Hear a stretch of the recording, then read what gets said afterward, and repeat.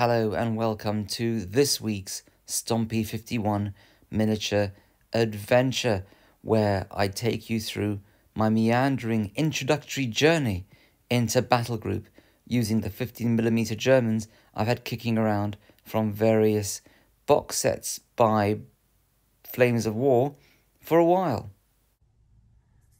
So I guess this started because a mate of mine told me, why are you playing Flames of War? You know, in real life, you never had vast numbers of tanks from each side in extremely close proximity, driving around in a kind of Mad Max parking lot kind of style. You need to play BattleGroup. And so I thought, what is BattleGroup? And this isn't a proper rules review. This is just an essence of BattleGroup. So I bought the rule set and it seemed very accessible. So it's aimed at 15 to 20mm miniatures. And I've started thinking, I love painting 28mm miniatures, but particularly with the Warlord stuff. You know, it's big, it's chunky, and it's really for pretty small games of, 20, 30 miniatures aside. And wouldn't it be fun to do something a bit more kind of higher, not strategic level perhaps, but a higher tactical level. And it reminded me of all the fun I had as a kid assembling 20mm kits. Now, the guy who told me about this game is all about 20mm miniatures and the Eureka AB miniatures, which are beautiful. But I see this guy very rarely, which didn't stop me buying some late war Brits. But I realised that I've got a lot of very reasonably cheap and accessible box set Flames of War Battlefront stuff, and that seemed perfect for this. And these rules, if you're from a kind of Games Workshop-y kind of background, like me, they are pretty accessible, because you've got a, let's try and focus on what we're looking at here. So you've got a turn, you roll 2 dice, you add the number of officers you have, and then that doesn't necessarily enable you to give orders to every single unit. If you've got tank units come in usually 3, I think the T-34s can be in 10, but they're usually in groups of 3, but they actually don't need to stick near each other, and each one of them is a unit. And if you've got, say, a German squad of grenadiers, you've got your 5 guys with rifles and 3 guys running around with an MG34, and they're separate units as I understand it, but do correct me if I'm wrong, which I think in reality matches what happened, because the MG34 would just sort of sit back and just pile bullets into the enemy whilst the infantrymen ran around and presumably tried to outflank you. So what can you do with your turn, your activation of each unit? Again, it's very familiar from many rule systems. You can basically move and shoot. You can shoot and move. You can run double your stat. You can shoot, and which enables you to shoot twice and is very deadly if you haven't moved. And then there's all manner of very specific things I haven't got into. You can run in an assault, which is pretty simple when we tried it. You can hang back, a kind of Games Workshop-y type Overwatch move. You can hang back and shoot in the middle of someone else's turn, or you can just double run in their turn. Movement is similar to other World War II games. Certain of these vehicles are fantastic on rough terrain, others aren't, but are fantastic driving ridiculous speeds along roads, which I suspect is, well, that's what they were designed for. Shooting is, it's a bit mathematical, but you get into it very quickly. Basically, different kinds of guns, very specifically, have an ability to penetrate at different levels, and then it's 1 dice roll against the armor of the tank, and you either get through or you don't. And then there's a pinning mechanism, which is not very different to bolt action. There's 2 kinds of fire. There's where it's pretty easy to hit, but all you're going to do is pin with an extremely low chance of killing anyone. And then there's aimed fire, which is harder, but you can actually blow things up.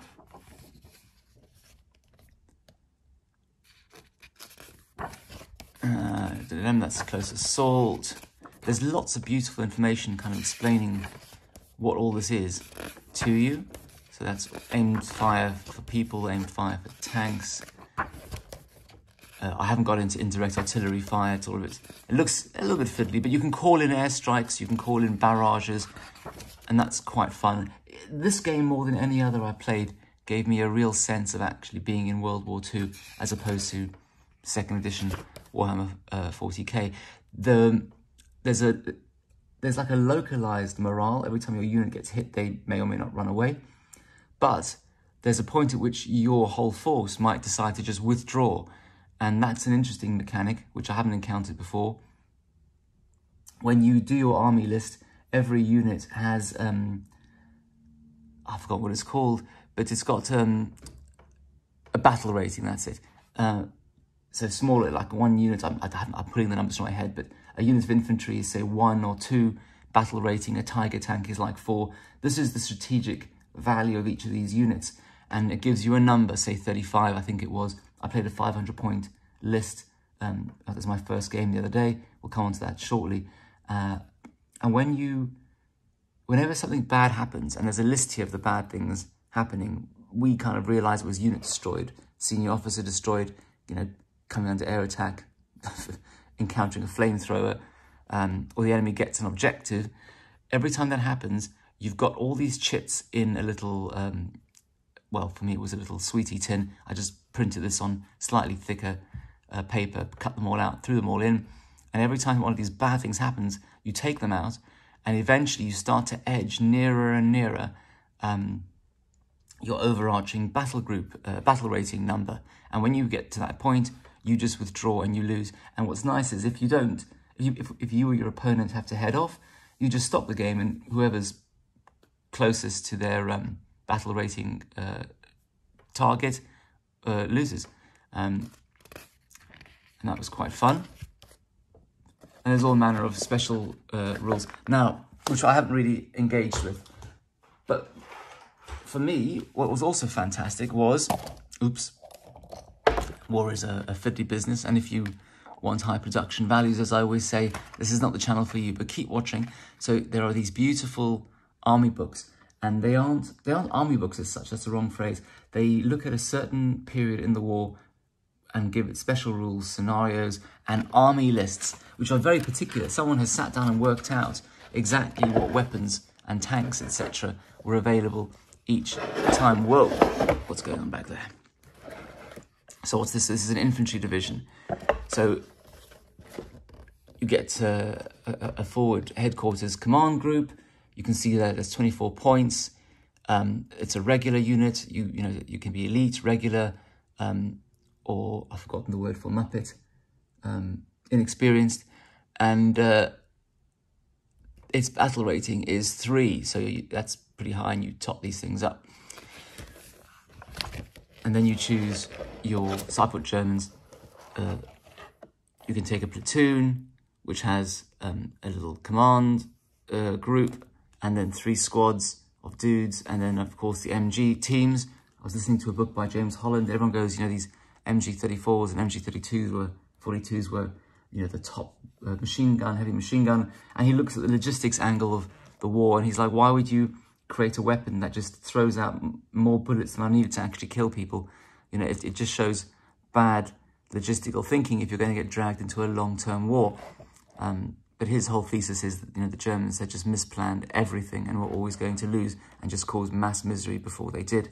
Anyway, you can take up to 4 of these other little additions: a light mortar team, anti-tank rifle team, medium mortar. I've always been lost at all the different kind of puck kind of weapons, anti-tank guns. And then let's skip. I haven't really grasped exactly what limits you, if anything, when you take these kind of supporting tanks. This is an infantry division. In a tank division, there's a lot more tanks going, and you'll be familiar with all of those. Artillery is well dealt with. Some things are on table, some things are off table because they're huge. Sadly, I don't think I've been able to spot scope for taking a naval Werfer on the table, but that's probably pretty realistic because you wouldn't expect something like that to be too close to the enemy front. There are these kind of cool modelling opportunities for entrenched positions, but to me that seems a bit more 20mm. Reconnaissance is pretty important. You can get out reconnaissanced in the early stages of the battle, and then you start to lose more of those battle rating points. And that's something which we'll talk in a minute about, but other than the foot patrols and sometimes these armoured cars, these are miniatures you have to purchase other than the box sets from BattleGroup. And then what I always think is the most fun part, in the specialist support units, as you can see here, you can get, 88s, and starting this one, but in the German tank division, you can get Tigers, but these are pretty limited. And this additional fire support, I haven't worked out exactly how that works, but that's pretty heavy-duty dice rolling stuff, which can presumably cause mass mayhem to the enemy, but who knows if it will happen. And then there are beautiful, those are the army lists, but there are some beautiful scenarios that someone has really thought through. And so when you play a game, you have this two-sheeted summary of the rules, and it is basically all you need, to be honest.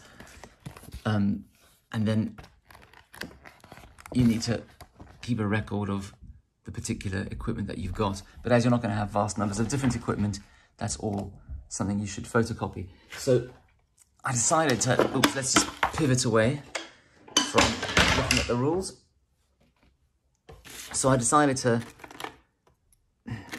abandon being in North Africa because these are forged in battle miniatures, and I didn't really rate them, not because there's anything wrong with them, but because I think you've got to be in a certain mindset for 15mm. I know there are plenty of people, like on Tabletop, they're always raving about, oh, just drop 28mm and just go for these smaller scales, they're much more convenient, and they are, but if you love the modelling of 28mm, then it's a bit of a leap to go 15mm, certainly if it's metal, because they're very hard, as I understand it, to sculpt. They're just as expensive for the manufacturer to make as basically 28mm, as I understand it. All they're saving is a little bit of metal. So I'm going to get rid of these and hopefully swap them away for something else. I think these are forged in battle. And also, I thought to myself, North Africa is a very narrow period, and I'm not really sure I want to play something so narrow. So let's go through what I did with the BattleGroup, everything's battle, the Battlefront Flames of War box set that I had, which it wasn't Kursk, it was Stalingrad. And so I took that as a base, because it comes with quite a lot of infantry, because obviously it's street fighting and not that many tanks. I don't think any. I think the Russians have a few T-70s. And so I also, by the way, dislike the Flames of War bases. I don't know why. I think they're all right for artillery, but I don't think for infantry. And so I just raided a Perry Miniatures box, which had loads of fun and cool bases, and I realised I had loads of flat 20 and 30mm bases anyway. And so let's say you've got the 5 infantry and 3 dude with machine gun. I just based some of the infantry in groups of 3, some on 1s, just so I could deduct as people get shot. And then I had fun putting the MG. Is this in focus? I can never really tell. Go on, be in focus. Be in focus. This is too close. Have I broken my camera? No, I haven't. So I haven't painted a 15mm miniature for a very long time. I painted some BattleGroup Iraqis, but they weren't as good as these because they were metal. But these are pretty good.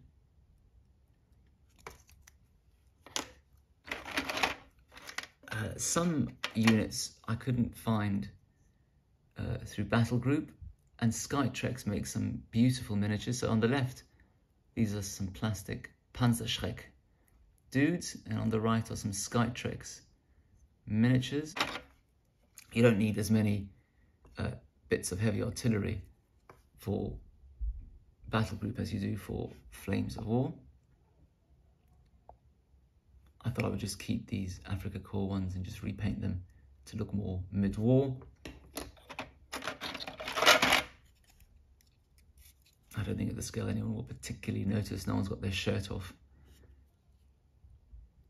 That's an 88. There's the command. The 3-dude command set. I mean, I don't think command is particularly important in BattleGroup. You are the command. The dude is just adding, as I understand it, dice to your army. Albeit, I think there are other things they can do. Something tactical. I've forgotten what it's called. But look, you've got to get into rule sets step by step. And this is just to give you a sense of my journey. There are these quite fun Plastic Soldier Company Opal Blitzes. I found them really hard to make. The first two, you know, I was all butterfingers. Bits were quite delicate. I ended up breaking a few wheels and things. But then I realized if you put them on these cavalry bases, they would be all right. And even though there were quite big gaps around here, I suppose, well, there would be, because you have to open the boot and open the doors, but there's no Vorsprung durch technique here in my assembly. But anyway, but these just drive up the infantry on in the first turn, and then maybe this is a bit of a weird thing, but they just get shot and blown up once you've left them where they are, because you don't really want to waste orders on them. And every time they get blown up, they're a unit that's been blown up and starts to cause you difficulty in your battle rating. So in our first game, we just focus on blowing up each other's transports. Skytrex are now, I think, owned by Warlord Games. And when I ordered these metal miniatures, I thought this could go badly. These are small, these are fiddly. I thought that these would just be, because that kind of canopy is a different piece and just has to kind of be super glued onto this base of the front of the vehicle. And I just thought this is going to go badly and I'm going to be so upset. And you know what? None of that was true. They were beautifully cast and they fitted beautifully and just needed very slight tweaking to all work. And they're not a world away in scale from the PSC stuff, the Plastic Soldier Company stuff. Because this is a radio vehicle which just increases your chances of calling in artillery barrages and stuff. But that's part of the rules we're going to have to practice. And here is a Raupenschlepper. Und mein Deutsch ist gut genug, um Schlepper zu verstehen. Aber was Raupen bedeutet, wer weiß das? I have no idea what a Raupenschlepper means exactly, but I'm guessing it's something that pulls artillery pieces. And I thought I would need it because otherwise I don't think you can move the 88. Albeit in reality, do you need to start moving artillery around in a standard game? And I suppose I'll have to get rid of the vast numbers of guns that I now have from the BattleGroup sets, because they do seem to major on tanks and guns, probably because people can't be bothered with all the infantry. Anyway, let's pack all that away.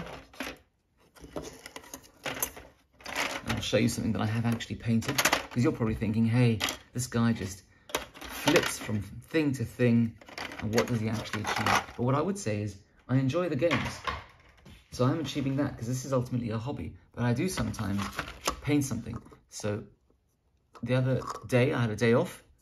It probably took me a total of 4 hours, but I painted these Panzer IVs.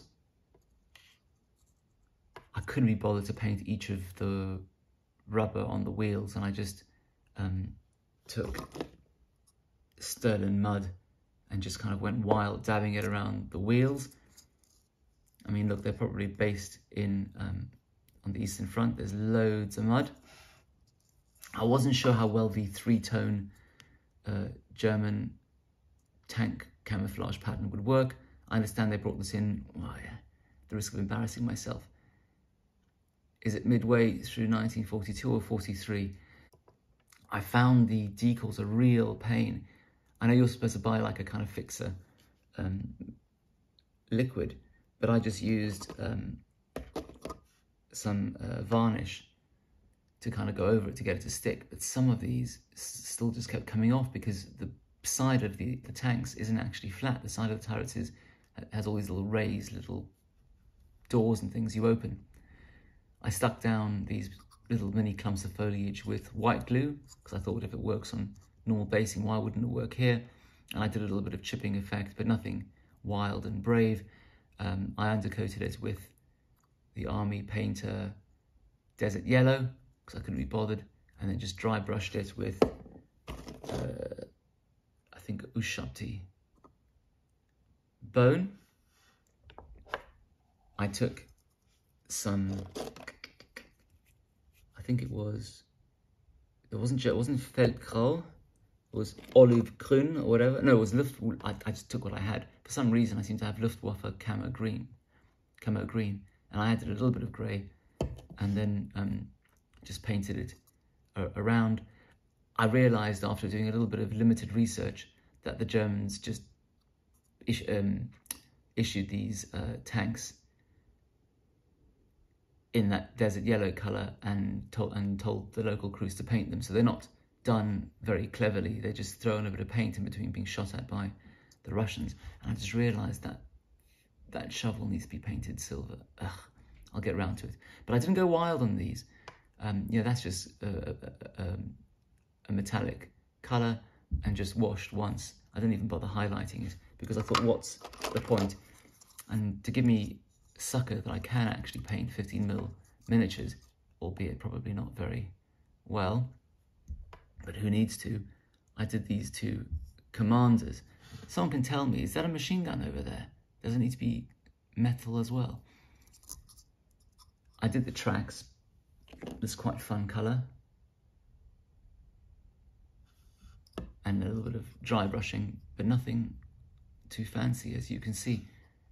And I took some packaging material and just dabbed some black on the muzzles to show that these things are running around shooting a lot. And so I did a total of 6 of them, which with the infantry is plenty for a 500-point game.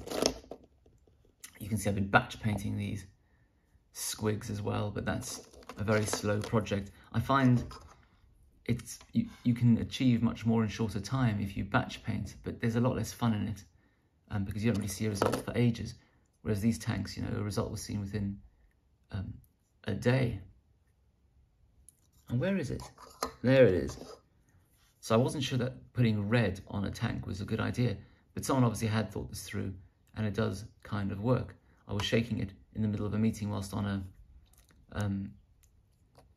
a virtual meeting, a call for work, and then realised that no one knew what I was doing, and I think shaking something where no one can see what you're doing is not a good thing to be doing on a call. But hey, the call was very boring.